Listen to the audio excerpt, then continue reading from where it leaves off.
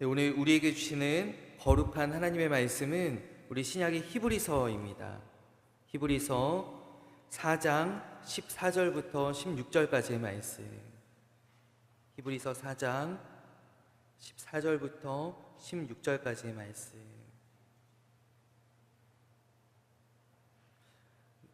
네, 성경 신약 356면에 있습니다. 우리 세 절의 말씀을 우리 한 목소리로 받들어 읽겠습니다. 그러므로 우리에게 큰 대제사장이 계시니 승천하시니 곧 하나님의 아들 예수시라. 우리가 믿는 도리를 굳게 잡을지어다. 우리에게 있는 대제사장은 우리의 연약함을 동정하지 못하실 이가 아니요 모든 일에 우리와 똑같이 시험을 받으신 이로되 죄는 없으시니라. 그러므로 우리는 긍휼하심을 받고 때를 따라 돕는 은혜를 얻기 위하여 은혜의 보좌 앞에 담대히 나아갈 것이니라. 아멘. 오늘 예수님은 누구신가 벌써 네 번째 시간입니다. 오늘 네 번째 말씀, 대제사장이신 예수 그리스도라는 제목으로 하나님의 말씀을 함께 나눌 때 우리 저와 또 말씀을 듣는 여러분들에게 하나님의 크신 은혜와 평강이 함께 하시기를 간절히 원합니다. 오늘은 벌써 대림절 이제 네 번째 주이고 우리 성탄을 기다리는 바로 성탄 주일이기도 합니다. 네 번째 초를 밝혔는데 저기 좀 꺼졌어요. 예. 네 번째 이 초 네 개를 우리가 대림절에 밝히는데 이 네 개의 초는 각각의 의미들을 가지고 있어요. 먼저 우리가 벌써 4주 전에 밝혔던 이 첫 번째 초는 기다림과 소망의 의미를 가지고 있습니다. 그리고 두 번째 초는 세례 요한이 광야에서 선포한 바 우리 주님의 오실 길을 예비하는 그 회개를 얘기하고 있고요. 그리고 세 번째 밝힌 초는 무엇이냐면 바로 예수님께서 이 땅에 오셔서 우리들을 위해서 베풀어 주셨던 그 사랑과 나눔을 의미하는 그 초가 바로 대림절의 세 번째 초입니다.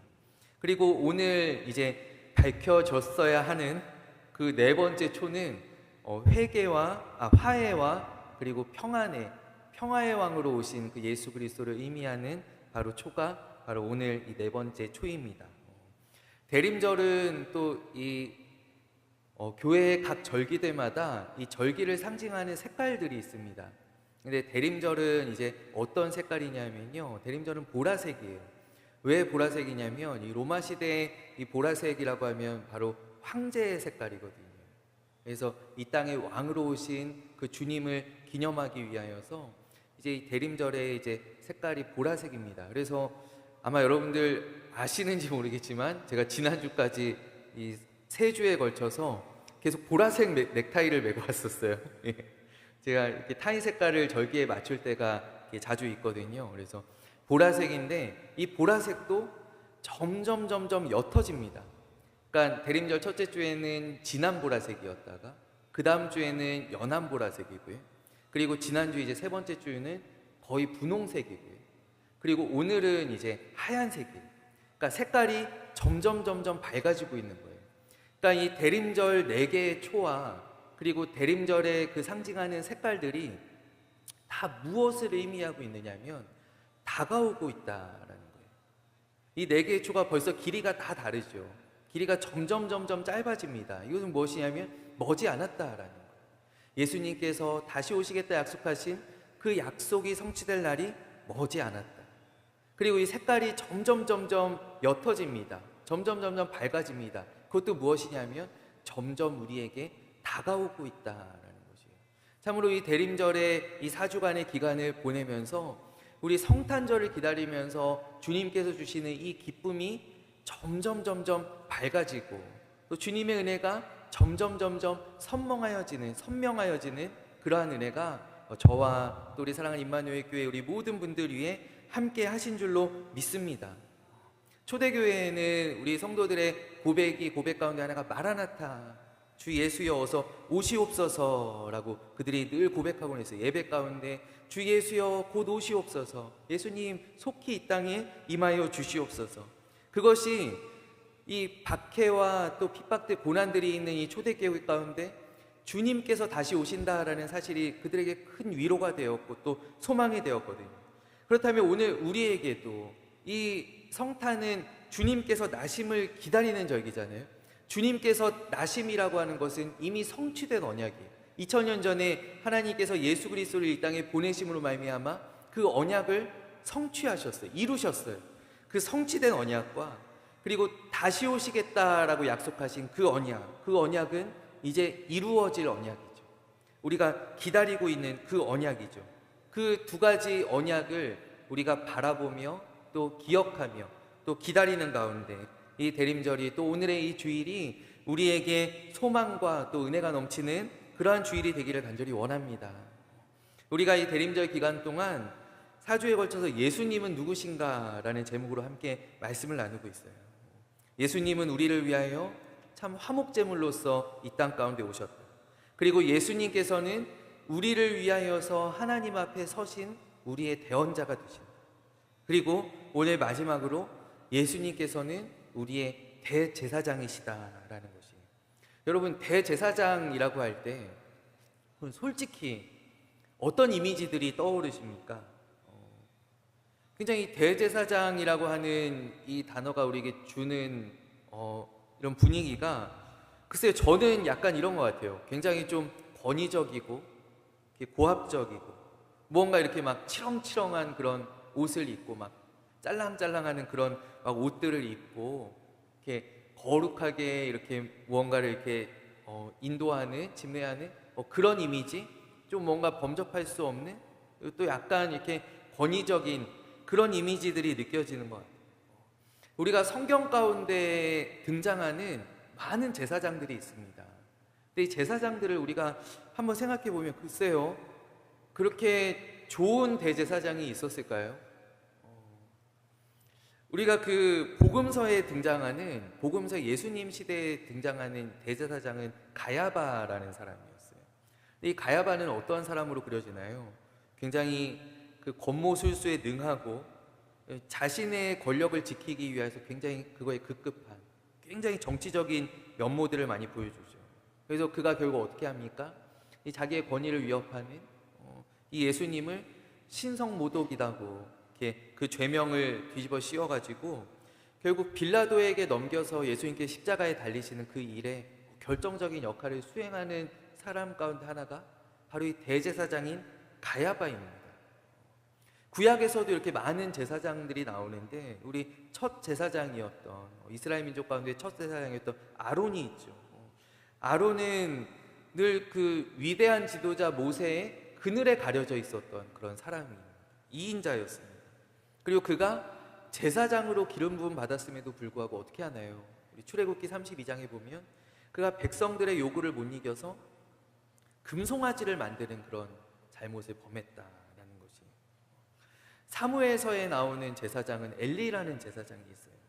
엘리는 이 아이 사무엘과 비교하여서 굉장히 영적으로 좀 둔한 모습을 보여주었던, 영적으로 어두웠던 그 시대를 반영했던 사람이 바로 이 대제사장 엘리라는 사람이었어요.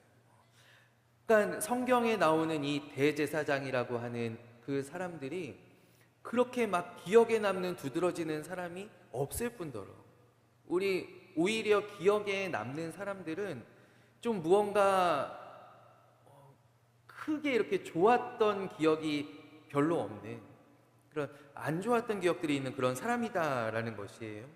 근데 오늘 성경은 예수님을 가리켜서 우리를 위하여서 계시는 큰 대제사장이다라고 말씀하고 있어요. 예수님이 대제사장이시다라는 것이. 그렇다면 오늘 성경에서 말씀하고 있는 이 대제사장이라고 하는 이 직분이, 제사장이라고 하는 직분이 원래는 어떠한 역할을 감당하는가, 예수님께서 우리를 위하여 무엇을 하시는가를 우리가 한번 살펴봐야 할 것이에요. 나와 있는 그 수많은 제사장들의 어떤 모범된 모습들이 아니라 진짜로 제사장이 하는 일이 무엇인가를 우리가 한번 살펴보았으면 좋겠어요. 첫째로 이 제사장의 역할은 무엇이냐면 말 그대로 하나님 앞에 제사를 드리는 것입니다. 이 제사가 레위기에 보면 5가지 제사가 있습니다. 속죄의 제사가 있고요, 또 감사의 제사가 있고요, 우리가 매일같이 드리는 번제 제사가 있고요, 그리고 우리가 대림절 첫 주일에 나누었었던 바로 하나님과 우리를 화목하게 하는 화목제의 제사들이 있습니다. 근데 이 제사들이 다 무엇과 관련되어 있느냐 하면 감사의 제사인 이 소제를 제외하고는 다 우리의 죄와 관련되어 있다라는 것이. 번제도 마찬가지. 속죄제와 속건제는 말할 것 없고요. 화목제도 마찬가지예요. 화목제도 죄 가운데 있는, 어둠 가운데 있는, 사망 가운데 있는 우리가 하나님과 화해하기 위하여서 드리는 제사가 바로 이 화목제 제사다라는 거예요.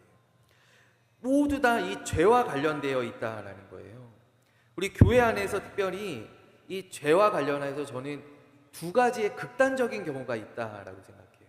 극단적인 경우라고 말씀드렸어요. 첫 번째는 무엇이냐면 늘 죄책감에 시달리는 사람들이 있습니다.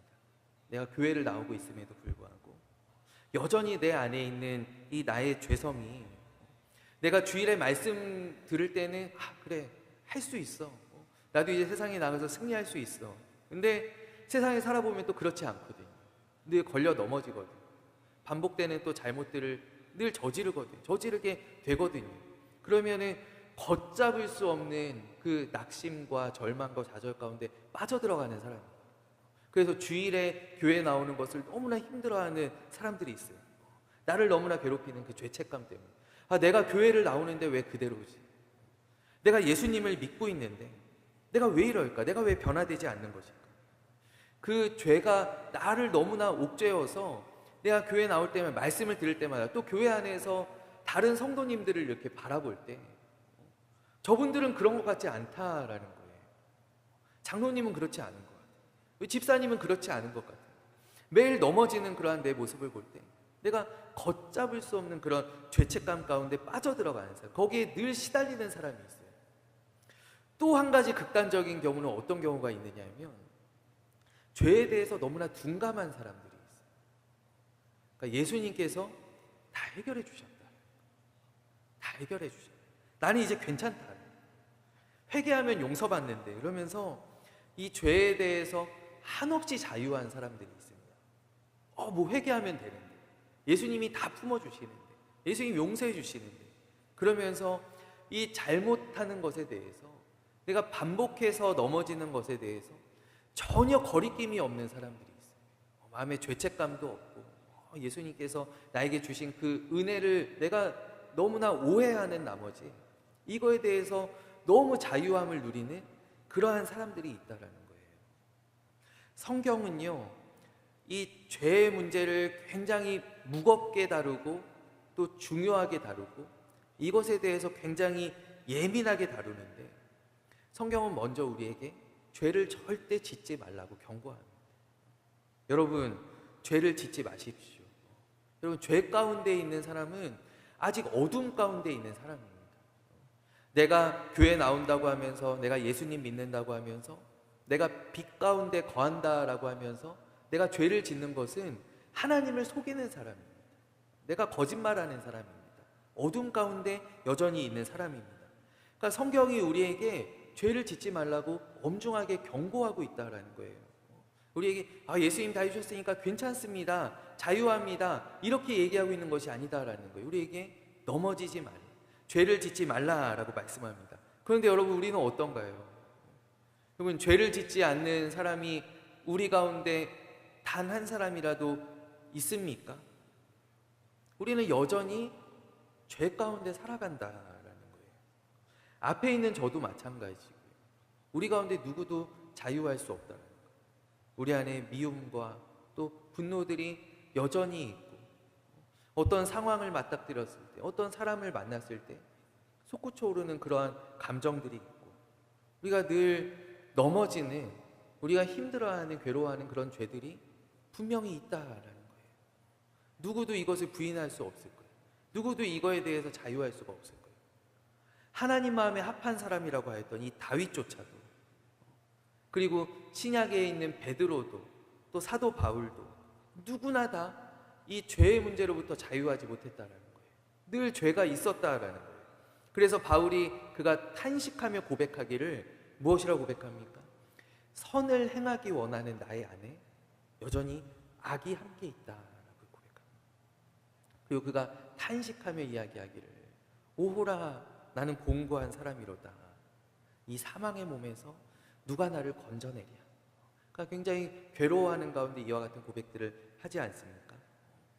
그래서요, 성경은 우리들에게 또 조심스럽게 이야기하는 부분들이 있어요. 그것이 무엇이냐면, 너희가 혹시 넘어지게 되더라도, 너희가 혹시 죄를 범하게 되더라도 포기하지 말라라는 거예요. 낙심하지 말라. 예수님께서 무엇을 해주셨는가? 예수님께서 이 죄의 문제를 해결하여 주셨기 때문에 이 죄가 우리와 하나님과의 관계를 더 이상 망가뜨릴 수 없다라는 거예요. 그래서 다시 일어나라라는 것이에요. 다시 일어나라. 혹시 넘어졌더라도 낙심하지 말고, 포기하지 말고 그냥 그대로 주님, 나는 예수님 믿을 자격이 없는 사람입니다. 떠나가지 말고 그 자리에서 일어나라라고 우리에게 말씀하고 있다는 거예요. 그래서 이 성경을 보면은요, 끊임없이 이 권명과 위로가 줄다리기를 하듯이 밀고 당기는 거예요. 우리에게 죄를 짓지 말라라고 말씀하고 계시면서 또 혹시나 넘어졌다면, 혹시나 죄를 지었다면 거기에서 낙심하지 말아라. 절망하고 좌절하지 말아라. 다시 일어나지 말아라. 그러니까 우리에게 말씀하기를 제발 넘어지지 말아라. 제발 세상에 지지 말아라 말씀하고 계시는데, 그러나 넘어진 자들에게는 또 이렇게 말씀하시는 거예요. 괜찮다. 우리 거기서 다시 일어나자. 우리 믿음의 길을 끝까지 포기하지 말고 우리 함께 걸어가자라고 성경이 우리에게 말씀하고 있다는 거예요. 그러니까 우리 교회 안에서 우리 신자들도 어떻게 해야 하냐면, 우리는 계속해서 서로에게 경고해야 됩니다. 선생님, 그렇게 하시면 안 됩니다. 죄 가운데서 돌이켜야 됩니다. 우리가 상처되지 않는 선에서, 그러나 우리 서로를 계속 그 분위기가 계속 이렇게 경거나 우리 죄를 멀리하는 그런 분위기들을 우리 교회에서는 만들어야 됩니다. 그러나 우리 가운데 혹시 넘어져 있는 우리 형제들이 있다면, 우리 자매들이 있다면 우리는 그들에게 다가가서 손을 내밀어 주어야 하는 줄로 믿습니다. 괜찮습니다. 내가 같이 기도하겠습니다. 거기서 낙심하지 말고 주저앉아 있지 말고 우리 같이 일어납시다. 우리 같이 이 믿음의 길을 포기하지 말고 끝까지 달려나아갑시다. 근데 이 두 가지가 같이 양립할 수 있는 이유가 무엇이냐 하면, 그 이유가 바로 예수 그리스도시다라는 것이. 예수 그리스도시다. 우리가 죄를 짓지 말아야 하는 이유도 바로 예수님이시고, 예수님이 우리를 위하여 어떠한 일을 행하셨는지 생각해 보십시오. 저 예수님의 십자가를 생각해 보십시오. 그렇다면 여러분, 죄를 지으면 안 되는 것입니다. 다시는 죄 가운데 빠져들어가면 안 되는 것입니다. 죄를 멀리해야 되는 것입니다. 단호하게 끊어내야 되는 것입니다. 우리가 죄를 멀리해야 할 이유가 바로 예수 그리스도시다라는 것이에요. 그리고 우리가 다시 일어설 수 있는 이유도 바로 예수 그리스도시다라는 것이에요. 예수님께서 저 십자가에서 흘리신 그 보혈의 은혜가 여전히 우리들 가운데 함께하고 있습니다. 예수님께서 용서하지 못할 그 어떤 죄악도 없습니다. 예수님께로 돌아가면 우리는 다 회복될 수 있습니다. 살아날 수 있습니다. 예수님께로 돌아가십시오. 예수님의 손을 붙잡고 일어나십시오. 그러니까 이 모든 것에 열쇠가 되시는 분이 바로 예수님이시다라는 거예요. 그렇기 때문에 우리가 예수님을 바로 아는 것이, 예수님을 제대로 아는 것이 중요하다라는 것입니다. 여러분, 히브리서가 우리에게 말씀하는 핵심적인 것이 무엇이냐 하면, 이 히브리서는 특별히 히브리인들, 저 구약 가운데 있는, 율법 가운데 있는 유대인들을 위하여서, 그들을 향하여서 기록된 책이다라고 우리에게 알려져 있지 않습니까? 그들에게 이렇게 가르치는 거예요. 너희들이 지금 붙들고 있는, 너희들이 지금 지키고 있는 이 율법, 이 구약에 있는 모든 것이 무엇이냐 하면 예수님께서 성취하실 일의 모형이다라는 거예요. 모형이다. 이 모든 것은 모형이다. 응급처치이다. 쉽게 말하면 응급처치이다. 우리가 만약에 그 운동을 하다가 다리가 부러졌어요. 그러면 어떻게 합니까? 그 자리에서 응급처치를 해야 되지 않습니까? 그 자리에서 무언가 막대기를 대고 붕대를 감거나 거기서 무언가 응급처치를 해야 돼요. 근데 응급처치를 하면 거기서 끝인가요? 그렇지 않다라는 거예요. 우리가 응급처치를 했다면 반드시 병원에 가서 의사를 만나보아야 하는 것입니다.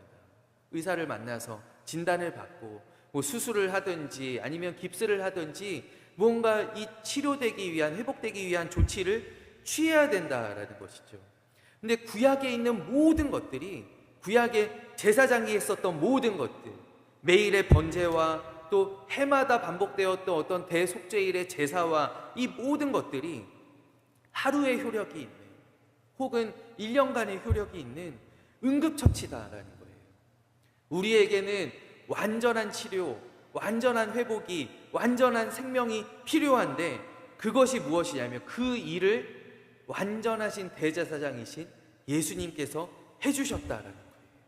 친히 자신을 속죄제와 화목제의 제물로 드리셨고, 다시는 되풀이할 필요가 없는 단 한 번의 완전한 제사로서 예수님께서 이 일을 성취하셨다라는 거예요. 그렇기 때문에 우리는 다시금 구약의 율법으로 돌아갈 필요가 없다라는 것입니다. 내가 계속하여서 번제를 올려드릴 필요가 없고, 내가 속죄제를 올려드릴 필요가 없고, 내가 늘 하나님께 나오기 위하여서 양을 끌고 올 필요가, 피를 흘려야 될 이유가 없다라는 것이에요. 왜냐하면 예수님께서, 우리의 완전하신 대제사장이신 예수님께서 구약의 그 번제로 하루하루 연명하듯, 속죄제로 내가 죄를 지을 때마다 겨우겨우 연명하듯, 1년에 한 번 대속죄일로 우리가 1년간의 겨우 효력을 가지고 있었던 그 모든 제사들을 폐하시고 단 한 번의 완전한 제사, 영원한 제사를 하나님 앞에 올려드렸기 때문인 줄로 믿습니다. 여러분, 모든 구약의 제사장과 예수님의 근본적인 차이가 어디에 있는가? 어떻게 예수님께서 이 일을 행하셨는가? 왜 예수님께서 우리를 위하여 드려주신 이 제사가 완전한 제사가 될 수 있는가? 그럼 첫째로, 구약의 제사장은 우리와 똑같이 연약한 인간이다. 구약의 제사장도 마찬가지라는 거예요. 우리와 같은 똑같은 죄인이다라는 것이에요. 그렇기 때문에 구약의 모든 제사들은 제사를 드리기에 앞서서 무엇을 해야 하냐 하면 제사장이 자기를 위해서 먼저 제사를 드려야 돼요.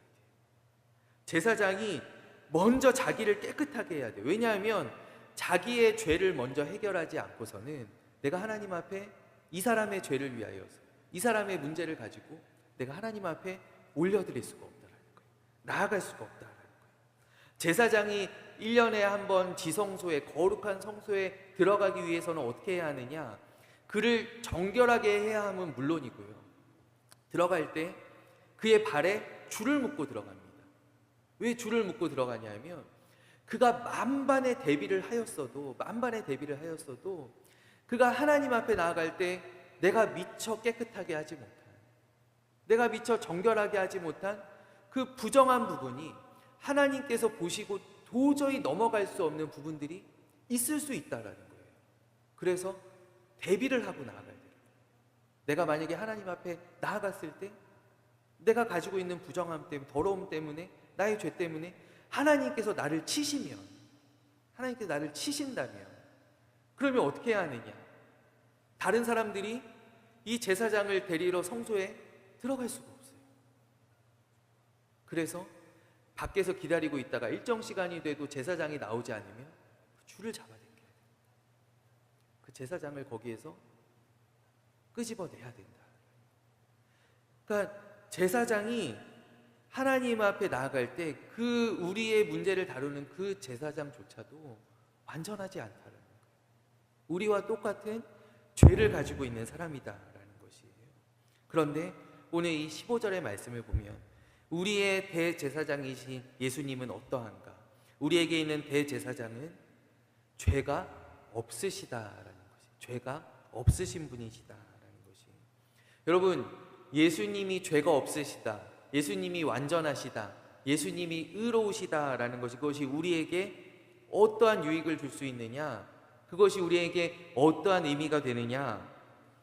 그것은요, 예수님은 우리의 문제 가운데 전적으로 헌신하실 수 있는 분이시다. 예수님께서는 자기의 문제를 해결하실 필요가 없으시요. 구약의 제사장은요, 하나님 앞에 나아갈 때, 우리의 문제를 가지고 하나님 앞에 나아갈 때 자기의 문제를 해결하기도 굉장히 급급합니다. 그런데 예수님은 어떠한 분이시냐면, 의로우신 예수님, 죄가 없으신 예수 그리스도는 어떠한 분이시냐면 우리의 문제를 다루시는 일에 전적으로 헌신하실 수 있는 분이시다라는 거예요. 전심전력하실 수 있는 분이시다라는 거예요. 더군다나 우리 예수님은 우리의 연약함을 아시고 또 우리를 긍휼히 여겨주시며 그 일에 전력을 다하시기를 예수님께서 원하신다라는 것이에요. 누가 강요하는 것이 아니라 너 이렇게 해야 된다라고 강요하는 것이 아니라 예수님께서 우리의 연약함과 우리의 모든 것을 아시고 우리를 불쌍히 여겨주시기 때문에 예수님께서는 우리를 위하여 전심전력하기를 원하신다라는 것이에요. 그것이 우리에게 참으로 큰 은혜와 큰 위로가 되는 줄로 믿습니다. 여러분, 그렇기 때문에 우리는 이 예수 그리스도를, 우리의 대제사장이신 예수 그리스도를 굳게 붙잡아야 하는 줄로 믿습니다. 여러분, 구약에서는요, 구약시대에는요, 대제사장만이, 모든 제사장들 가운데에서도 대제사장만이, 한 명만이 하나님 앞에 나아갈 수가 있었어요. 하나님 앞에. 구약에서요, 하나님께서 우리에게 찾아오시는 경우들은 있어요. 그러나 내가 하나님 앞에 나아갈 수 있는 경우는 없어요. 하나님께서 갑작스럽게 모세를 찾아오시는 것처럼, 이사야에게 환상 가운데 임하시는 것처럼, 엘리야에게 찾아오시는 것처럼 하나님께서 찾아오시는 경우들은 있어요. 그러나 내가 하나님 앞에 나아가는 경우는 없다라는 거예요. 사람이 하나님 앞에 나아갈 수가 없어요. 오직 대제사장만이 하나님 앞에 나아갈 수 있는 자격을 갖고 있는 사람인데, 근데 그 대제사장조차도 언제 나아갈 수 있느냐? 1년에 딱 한 번 나아갈 수 있다. 1년에 딱 한 번. 대속죄일에. 그것도 하나님의 거룩한 면전 앞에 나아가는 것이 아니라 하나님의 임재의 상징인 언약궤 앞으로 나아가는 것입니다. 지성소 안으로 들어가는 것입니다. 그런데 여러분, 우리 예수님은 어떠십니까? 제가 무엇을 말씀드리려고 하는지 아시죠? 우리 예수님은 1년에 한 번 하나님 앞에 나아가는 것이 아니라 하나님 앞에 영원히 계시다라는 거예요. 하나님의 상징물 앞에 그가 계시는 것이 아니라, 언약궤 앞에 계시는 것이 아니라, 그가 그 두 돌판 앞에 계시는 것이 아니라, 그는 하나님의 얼굴을 마주하며 하나님의 면전에 영원히 계시는 분이시다라는 것이에요. 예수님께서는 태초부터 지금까지 하나님과 함께 계셨고, 또 앞으로도 영원토록 하나님과 함께 하시는데, 그렇기 때문에 이 예수님이 우리의 문제들을 하나님 앞에 가지고 나아가시기에 부족함이 없으신 분이시다라는 것입니다. 그리고 오늘 성경의 말씀은 그 예수님께서 우리의 모든 연약함을 아시고 우리를 불쌍히 여겨주시는 분이시다라는 것이에요. 여러분, 구약의 제사장들이 우리의 문제를 알 수 있습니까? 우리의 마음을 알 수 있습니까? 여러분, 사무엘서에 있는 엘리를 보면은요, 한나가 그 마음 가운데 괴로움을 가지고, 아픔을 가지고 성소에 올라가잖아요. 그래서 그가 막 가슴을 두드리면서 하나님 앞에 기도해요. 자기의 모든 문제들을 다 내려놓아요. 막 격정적으로 막 토로해요. 근데 그 한나를 보면서 이 대제사장인 엘리가 뭐라고 얘기하나요? 너 술 마시고 여기 오면 안 된다. 아니, 이보시오. 술 마시고 여기 와서 이러시면 어떻게 합니까? 당장 술을 끊으십시오. 그렇게 하면 하나님 들어주시지 않습니다. 라고 대제사장이 얘기하고 있다는 거예요. 여러분, 대제사장은요, 우리의 마음을 알지 못해요. 우리의 필요를 알지 못해요. 우리의 문제들을 알지 못해요. 그런데 우리에게 있는 영원한 대제사장이신 예수님께서는요, 우리의 머리털 하나하나까지 세심받으신다라고 말씀하시고요, 우리의 모든 연약함들, 주님께서는 그것을 다 경험하셨어요. 우리의 아픔을 경험하셨고, 슬픔을 경험하셨고, 여러 죽음들을 경험하셨고, 예수님께서는 가난을 경험하셨고, 우리의 모든 어려움들을 다 아시기 때문에, 그리고 그것을 내가 다 해봤네. 우리 군대 갔다 온 사람들이, 군대 갈 사람들에게 굉장히 막 이렇게 내세우면서 얘기합니다. 그거 다 내가 해봤는데 별거 아니야. 근데 예수님은 그렇게 말씀하시는 분이 아니시다라는 거예요. 나도 그거 해봤는데 그거 별거 아니더라. 가난 그거 별거 아니더라. 병 아픈 거, 병 걸린 거, 아픈 거, 그거 별거 아니더라. 다 할 수 있더라. 친구가 죽는 거, 나사로가 죽는 거, 그거 내가 경험해봤더니 별거 아니더라. 예수님 그렇게 말씀하시는 분이 아니시다. 예수님은 우리의 모든 연약함을 아실 뿐만 아니라 그것을 동정하시고, 그것을 긍휼히 여기시고, 그것을 해결해 주시기를 원하시는 분이신데, 그 예수님이 우리에게 세워져 있는, 우리를 하나님 앞으로 인도하는 대제사장이시다라는 것이에요. 주님이 풀지 못할 힘든 일 없네. 주님이 못 움직일 높은 산 없네. 주님이 잠잠케 못할 험한 폭풍 없네. 주님이 위로 못할 슬픔은 없네. 참으로 주님께서 우리를 위하여 풀지 못할 문제들이 없으시고 움직이지 못할 높은 산들이 없으시고 주님께서는 우리를 찾아오는 모든 풍랑들을, 우리의 폭풍우들을 잠잠하게 하시며 주님은 우리의 슬픔을 위로하여 주시는 분이신 줄로 믿습니다.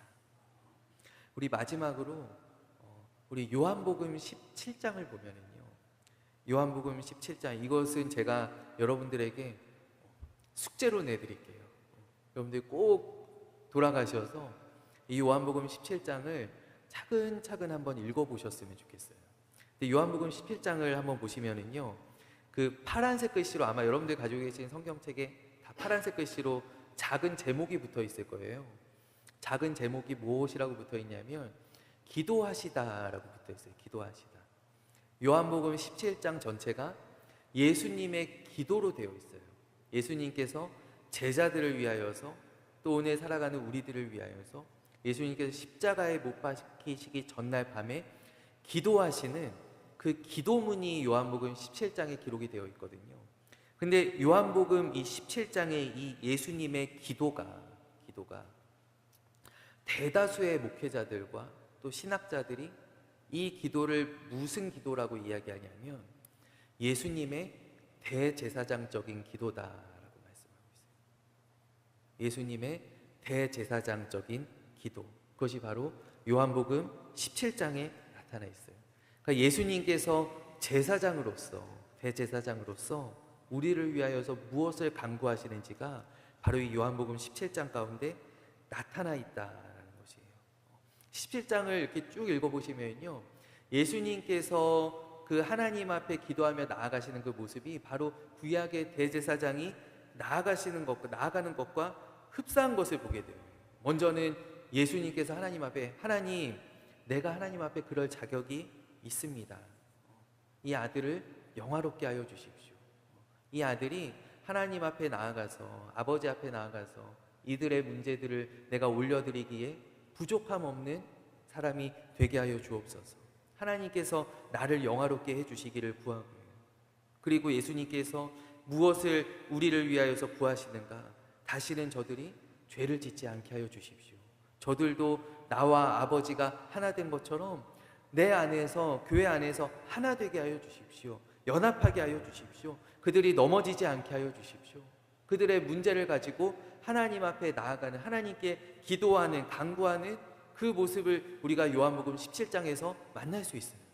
때문에 요한복음 17장을 우리가 쭉 묵상하면서 읽어보면 예수님께서 대제사장으로서, 오늘 히브리서에서 말씀하고 있는 그 대제사장으로서 우리를 위하여 무엇을 간구하고 계시고 우리를 위하여 무엇을 해주시는가를 알 수 있다라는 거예요.